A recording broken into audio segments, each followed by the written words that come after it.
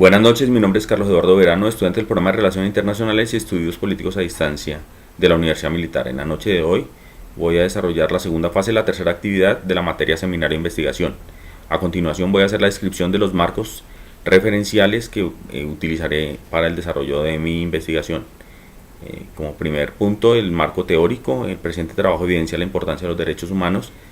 para el Estado colombiano y a su vez la legitimidad institucional que deben tener y mantener las fuerzas militares en un escenario de posconflicto para continuar garantizando el orden interno, el orden público interno, la soberanía nacional y el ejercicio de la autoridad civil en todo el territorio nacional.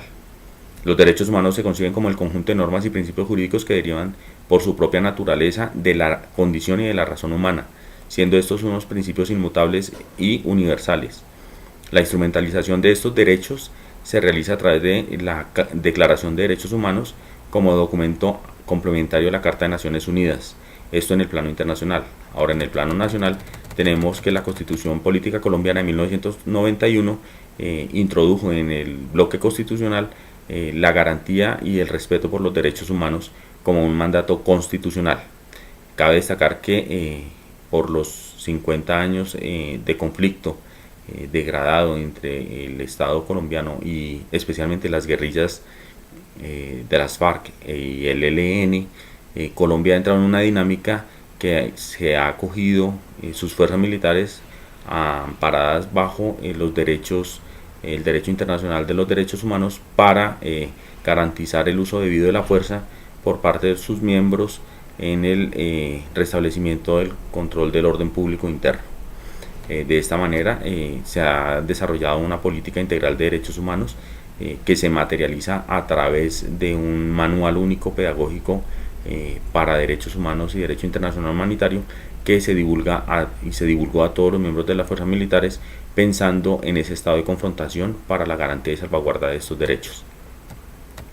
El marco conceptual: los derechos humanos son una fuente principal de equidad y de justicia que se convierte en el patrimonio más preciado para las personas.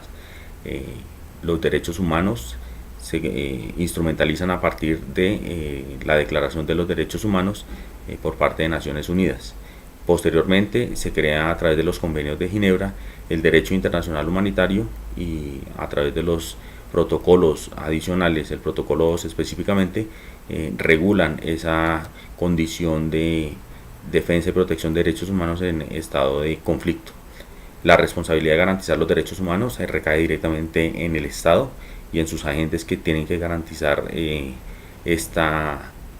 estos derechos a toda la población. Las infracciones del derecho internacional humanitario pues simplemente recaen tanto en agentes del Estado como en particulares porque protege personas que se encuentran inmersas en el conflicto pero que no hacen parte de él. En tal sentido se regula para las fuerzas militares y los agentes del Estado a través del Manual Único Pedagógico en materia de derechos humanos como instrumento que establece directrices para el comportamiento de los miembros de las fuerzas militares, especialmente en estado donde existe una confrontación interna. El marco jurídico: tenemos que la Declaración Universal de los Derechos Humanos, que fue aprobada el 10 de diciembre de 1948, instrumentaliza el derecho internacional de los derechos humanos como norma vinculante para todos los Estados miembros de Naciones Unidas. A partir de los convenios de Ginebra de 1949 se establecen algunas normas para conflictos armados de carácter no internacional a través del artículo 3 y especialmente el protocolo 2 adicional a este convenio que trata de conflictos armados sin carácter internacional, creado en 1977. Colombia, en su bloque constitucional, en los 3 capítulos primeros, habla sobre la protección de los derechos humanos de primera, segunda y tercera generación. Cabe resaltar que Colombia se adhiere al protocolo adicional 2 de los convenios de Ginebra a partir del 14 de agosto de 1995. En tal sentido, la normatividad vigente blinda el proceso y el desarrollo de actividades de los militares en conflicto interno,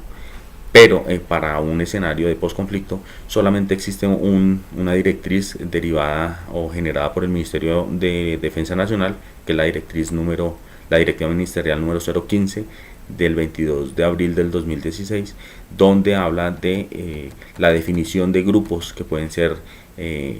neutralizados por los miembros de las fuerzas militares. Pero esta norma interna está no depende, no es derivada de una ley de la República. Por tal motivo hay un vacío jurídico que permite de alguna manera no blindar a los militares que hagan ejercicio o hagan uso de las armas para el restablecimiento del orden público interno cuando estemos en un estado de posconflicto. En el marco histórico, pues a través de los tiempos hemos escuchado